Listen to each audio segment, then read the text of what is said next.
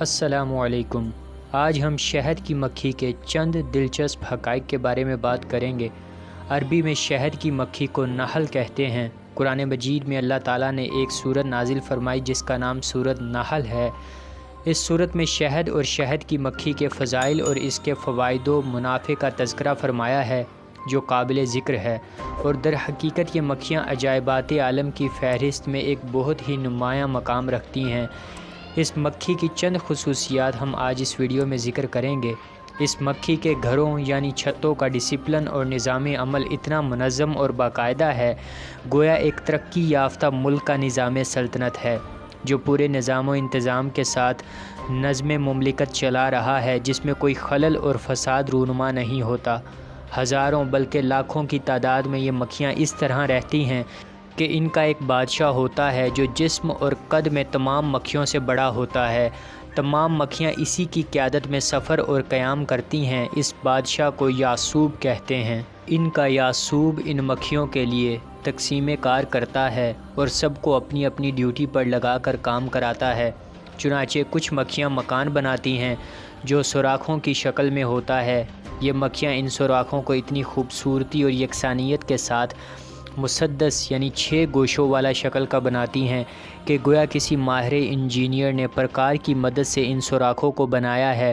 سب کی شکل بالکل یکساں اور ایک جیسی، سب کی لمبائی، چوڑائی اور گہرائی بالکل برابر ہوتی ہے۔ کچھ مکھیاں یاسوب کے حکم سے انڈے بچے پیدا کرنے کا کام انجام دیتی ہیں، کچھ شہد تیار کرتی ہیں، کچھ موم بناتی ہیں، کچھ پانی لاتی ہیں، کچھ پہرا دیتی رہتی ہیں۔ مجال نہیں کہ کوئی دوسری مکھی ان کے گھر میں داخل ہو سکے۔ یہ مکھیاں پھلوں، پھولوں وغیرہ کا رس چوس چوس کر لاتی ہیں اور شہد کے خزانے میں جمع کرتی رہتی ہیں، اور پھلوں پھولوں کی تلاش میں جنگلوں اور میدانوں میں سینکڑوں میل الگ الگ دور دور تک چلی جاتی ہیں، مگر یہ اپنے چھتوں کو نہیں بھولتی ہیں اور بلا تکلف کسی تلاش کے سیدھے سینکڑوں میل کی دوری سے اپنے چھتوں میں پہنچ جاتی ہیں۔ یہ مکھیاں مختلف رنگوں اور مختلف ذائقوں کا شہد تیار کرتی ہیں، کبھی سرخ، کبھی سفید، کبھی سیاہ، کبھی زرد، کبھی پتلا، کبھی گاڑھا۔ مختلف موسموں میں اور مختلف پھلوں پھولوں کی بدولت شہد کے مختلف رنگ اور ذائقے بدلتے رہتے ہیں۔ یہ اپنے چھتے کبھی درختوں پر، کبھی پہاڑوں پر، کبھی گھروں میں، کبھی دیواروں کے اوپر، کبھی سوراخوں میں، کبھی زمین کے اندر بنایا کرتی ہیں، اور ہر جگہ یکساں ڈسپلن اور نظام کے ساتھ ان کا کارخانہ چلتا رہتا ہے۔ نافرمان اور باغی مکھیوں کو ان کا یاسوب مناسب سزائیں بھی دیتا ہے، یہاں تک کہ بعض کو قتل بھی کروا دیتا ہے اور سب کو اپنے کنٹرول میں رکھتا ہے۔ کبھی کوئی شہد کی مکھی کسی نجاست پر نہیں بیٹھ سکتی، اور اگر کوئی کبھی بیٹھ جائے تو ان کا بادشاہ یاسوب اس کو سخت سزا دے کر چھتے سے نکال دیتا ہے۔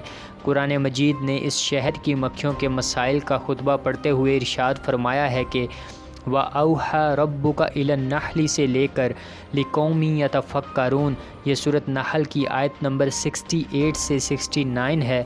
ترجمہ کنز الایمان: اور تمہارے رب نے شہد کی مکھی کو الہام کیا کہ پہاڑوں میں گھر بنا اور درختوں میں اور چھتوں میں، پھر ہر قسم کے پھل میں سے کھا اور اپنے رب کی راہیں چل کہ تیرے لیے نرم و آسان ہیں۔ اس کے پیٹ سے ایک پینے کی چیز رنگ برنگ نکلتی ہے جس میں لوگوں کی تندرستی ہے، بے شک اس میں نشانی ہے دھیان کرنے والوں کے لیے۔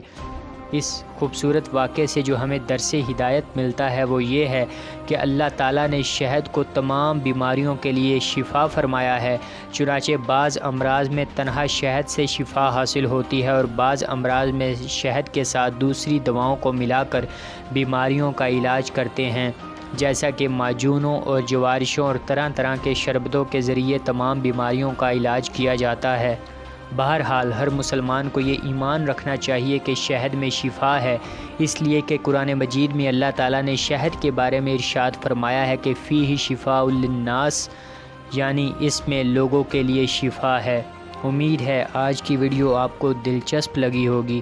ملتے ہیں اگلی ویڈیو میں، تب تک کے لیے مجھے دیجیے اجازت۔ اللہ حافظ۔